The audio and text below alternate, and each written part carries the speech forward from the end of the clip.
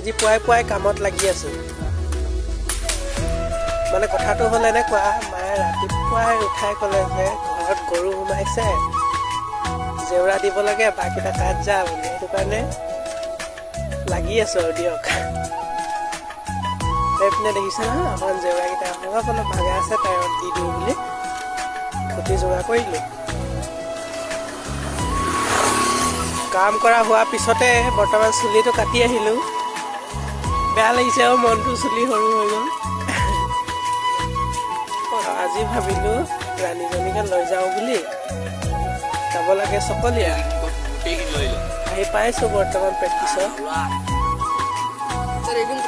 Dress পাতি কৰোঁ আৰু ৱাৰ্ম আপ কৰোঁ দেই।